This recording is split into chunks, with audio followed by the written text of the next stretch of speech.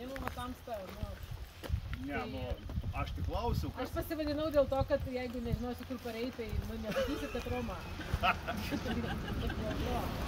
Taip oras nedžiugina, kaip matot, aš nesidžiugiu taip pat. Bet bandysime į trasą apie 8 mylias ir apie 500 metrų aukščio. Man asmeniškai pati trasa nėra nei labai vaizdingas tokiu oru, nei ką per daug matysim, nei labai lengva, kai kur yra ir pelkių, labai gerai, kad kas atkreipė dėmesį į žinutę ir pasiėmėt ir lazdas ir matau, batai gal neblogi visų. Nu, ką daugiau pasakyti, kad 8 nueisim, 8 pareisim. Tikriausiai. Iki malonaus.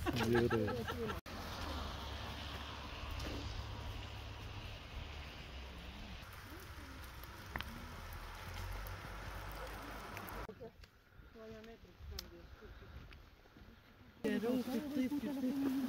Įteka visokio. Nelaimė biškai atsitiko. Savaitgalį jau daugiau darai. Na, 2 savaitės buvo iš viso užsidaręs. Ten darė. Pati daug ką. Na, kaip tas jeigu sugrįžti. Girdėjęs iki šiol tu gerai. Aš neatsimenu, kokį ten pasakė, bet, nu žinai, išgarau. Ir skubėsim pas žiemą žydinį. Tikrai matau, kad bus. Roma gazdinčia visus, sako, eisim per kažkokius durpynus. Turėtų tai išgazdinti. Gal nėra padėsi gando kaip čia.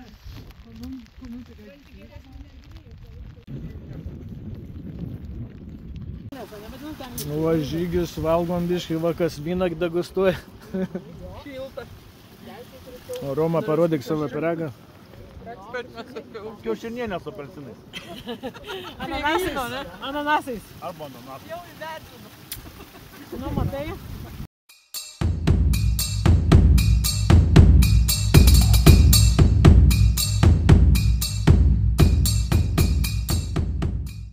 Sugrįžom prie džipo.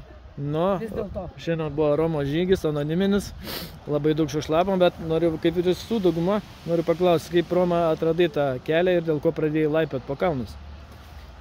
Kaip atradau šitą kelią, sakyčiau, labai įdomiai. Pirmą kartą vadovavomės ne jokių GPS arba, kaip jūs ten visi turit apps, Strava ar kokia. Grinai vadovavomės žmogaus, vietinio žmogaus pasakojimu, kad darysi taip ir taip. Mes praeitą kovą taip darėm, turėjom labai purvini sušlapę ir visą kitą. Bet kai pabandėm tą patį žygį padaryti Liepos mėnesį su Vilma, tai buvo ryškiai fainiau, buvo geras oras, gražios apylinkės, šilta. Nu, šiandien šiek tiek pakeitėm viršui žygio tą vadinamą kryptį, todėl kad man nuo to kalno ir visos tos pelkės pasirodė per tokių orų, per žiaurios.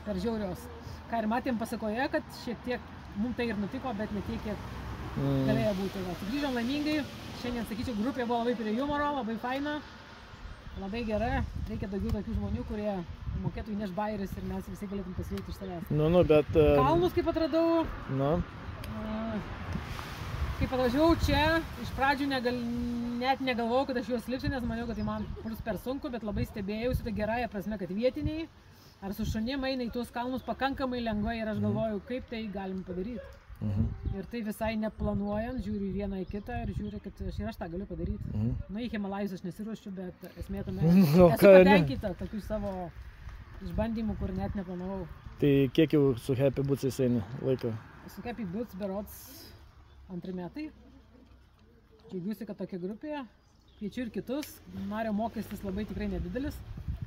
Kai kitur už estafetę vien tik moki tokius pinigus dar didesnius už vienintelį kartą, o čia moki už metus, tai šiaip labai faina. Ir plus beveik visi lietuviai, tai pašnekam, iš savęs pasijuokiam, istorijas pasipasakojam, kur pradėjom, ką dirbom, kiek uždirbom ir panašiai, kur išleidom ir kokie kvaili buvom, palyginus kartais. Nu ir nuo savęs kažkokį palinkėjimą žygiuotojams. Nuo savęs palinkėjimą. Ačiū Dievui, kad šiandien buvo 8. Būtų geriau, kad nebūtų mažiau. Būtų tokių, kurie linksmi, įneša į grupę ten savo kažkokį humorą, visi patenkinti, fainai. Nu, Nu, lengva nebūna visada tai tikrai, bet... Svarbu visi sveiki ir gyvi. Sveiki grįžom, ačiū Dievui. 10% nepraradom, tai galėsit toliau ir su manimi eiti. Nepanikuokit. Gerai, ačiū. Ačiū. Sakyk tą tostą. Keisim pavadinimą iš Happy Foods į Happy Wine. Ne, kol gero į kalnų kopimo humoro grupę. Jo. Komediantai. Jo. Žinot, tai rytą išleidžiu po pirmą.